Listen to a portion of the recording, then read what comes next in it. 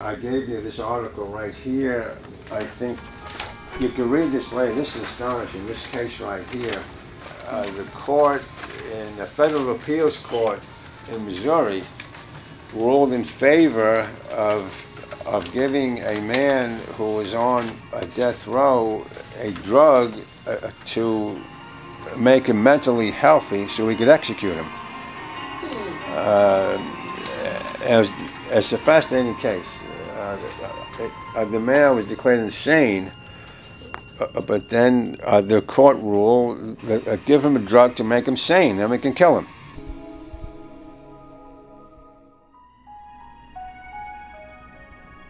I'm Colman McCarthy. I'm a journalist here in Washington, and for the past 25, 30 years I've been teaching courses on nonviolence.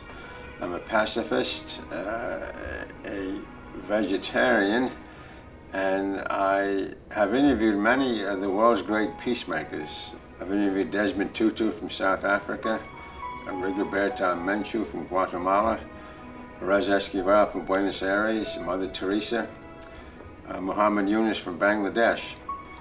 And I'd always asked him till the end of the interview, how do we go about increasing peace and decreasing violence, which ought to be the purpose of our lives if you wish to seek a life of purpose.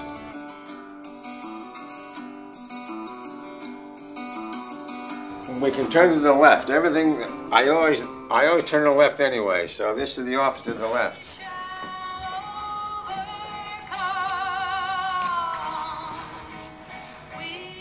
Now on the wall right there, those are all pictures of some of my former students, and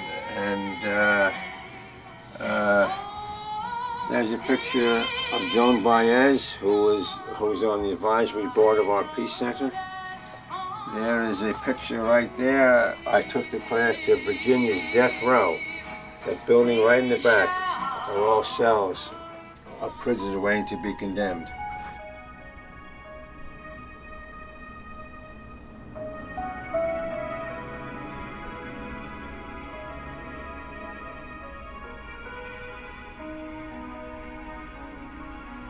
We cover Gandhi, of course.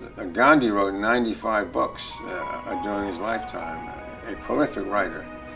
We read the essays of Dorothy Day, A.J. Muste, Sojourner Truth, Adam Ballou, George Fox, John Woolman, and a long list of others. And how come those names besides Gandhi, most people don't know them? Well, because they went to schools where they teach them everything but. I do a $100 bill quiz when I do student assemblies around the country.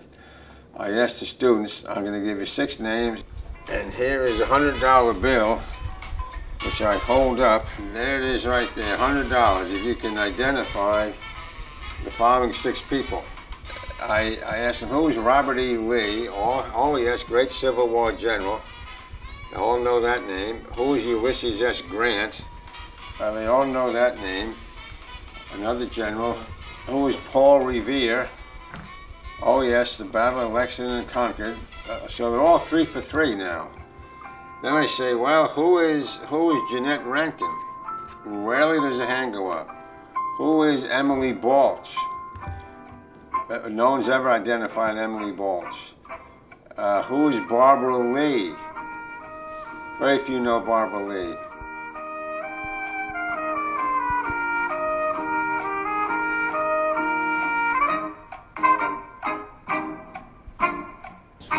There was a wonderful line by T.S. Eliot, the great British writer, Nobel Prize for Literature.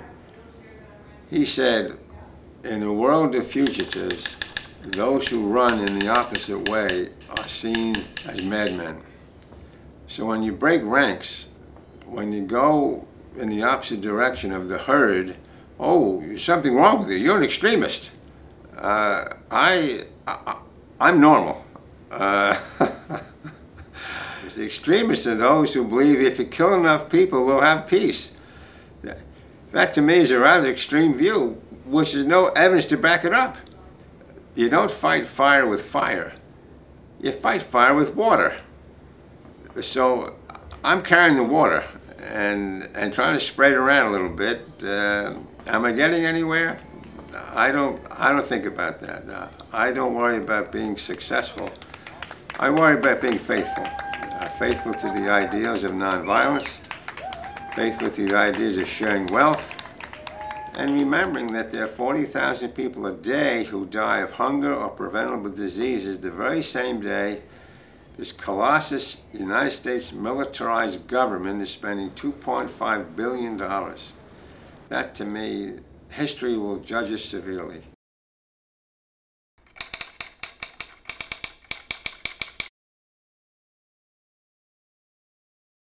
Well, who was Jeannette Rankin?